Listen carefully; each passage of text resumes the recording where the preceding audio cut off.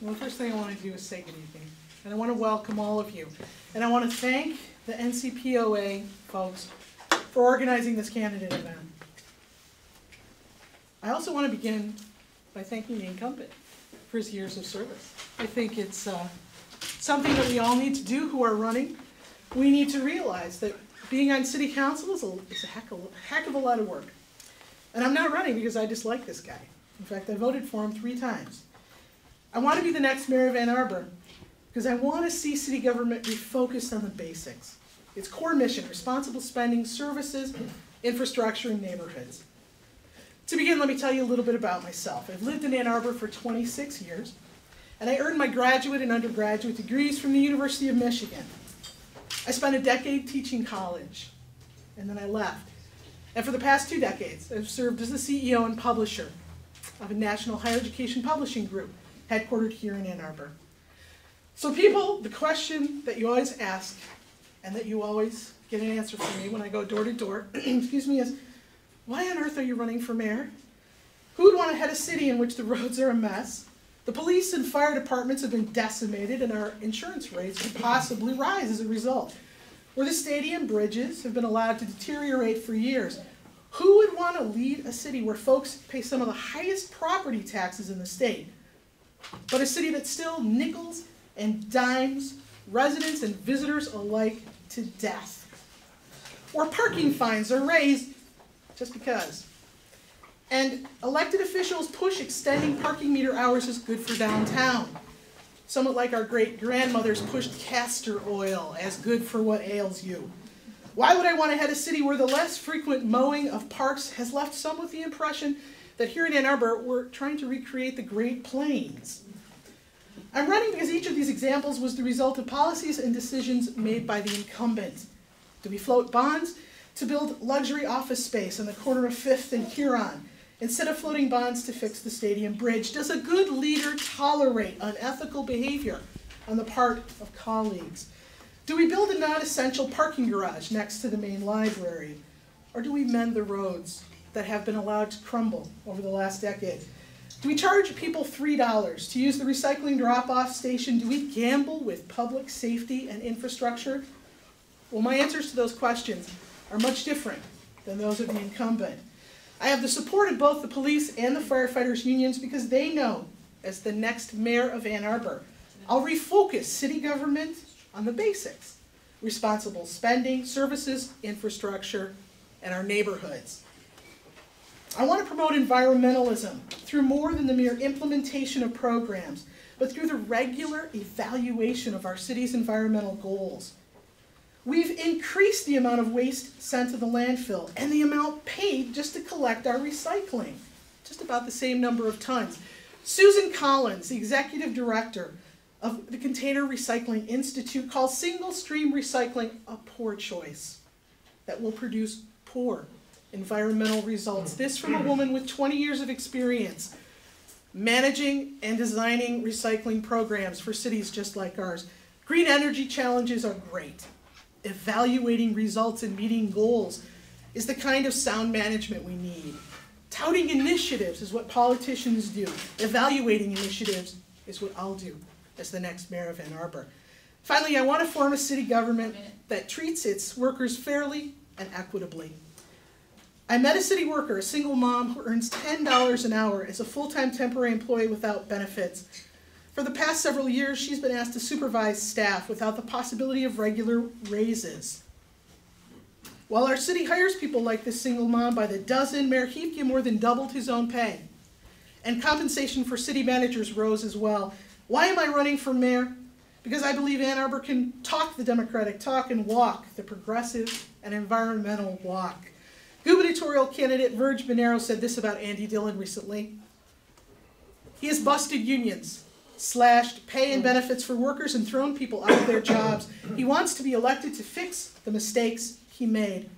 I'm running on important issues.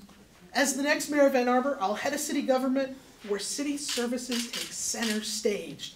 And Ann Arbor government lives within the means we generously provided. Thank you. Mr. Mayor? Well, thank you very much. Thank you for giving up your evening. It's a beautiful evening, and for coming down to listen to us. That's quite a commitment. and also thank you to the organizers, the NCPOA.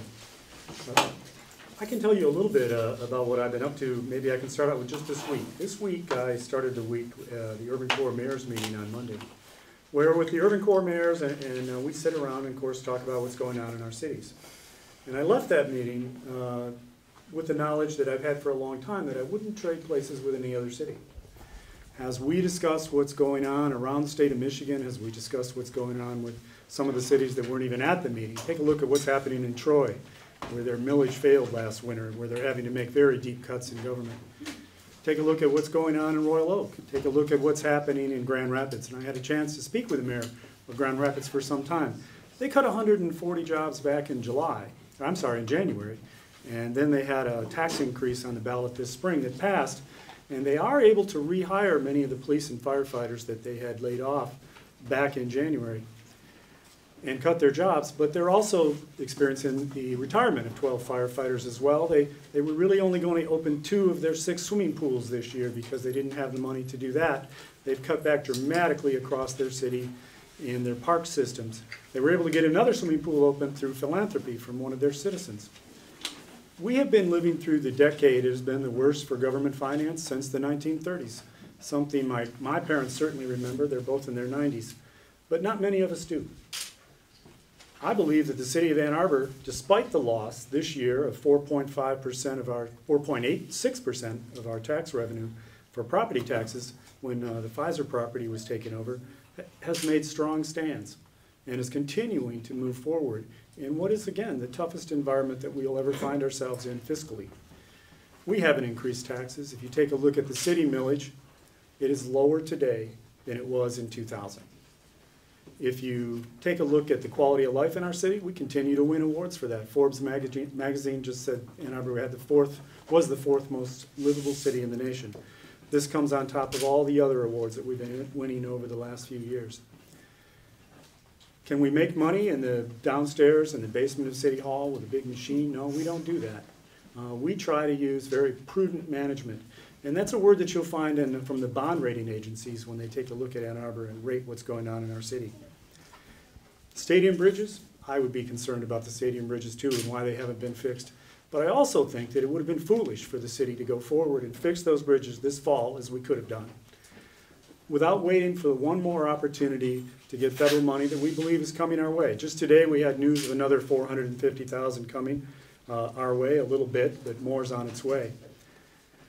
Sell bonds for the stadium bridges. When we sell bonds, we have an income stream for those bonds. Parking structure, for instance, is paid for by parking revenues, not your property tax dollars. We have one of the probably the most major projects in the history of the city of Ann Arbor going forward, and that's the replacement of a whole wing of our sewage treatment plant.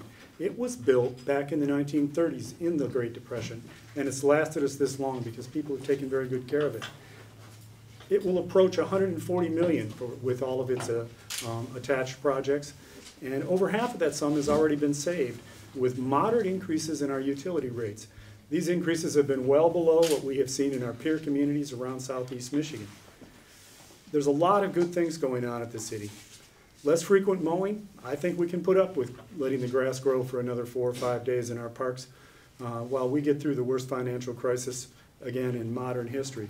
Police and fire, when we take a look at those numbers, we have seen a long-term decline in the crime rate in our city. Should that crime rate turn around, should we see a couple of years of increase, I think we're really going to need to take a look at it.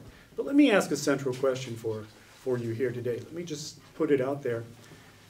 If, as I've heard said, Ann Arbor is mismanaged, if it's sheer incompetence, is it sheer incompetence which is driving the state of Michigan budget down? Is it sheer incompetence that is hurting the budgets across the United States? Is it sheer incompetence that is driving Royal Oak to do what they have to do, and Troy, that has put Grand Rapids in a situation where they only have 4% of their reserve fund left? Ann Arbor's still above 10% the last time I looked. So maybe that's a question we should be asking, because I believe that compared to any other city in the state of Michigan, Ann Arbor is doing far better. Particularly when you take a look at the cities of any size in our city, let's say the top 10, the cities that have the same types of burdens that other cities have with employee retirements and costs such as that, and that's my 5. thank you very much for your time, and I look forward to taking your questions. Say my name. Assuming.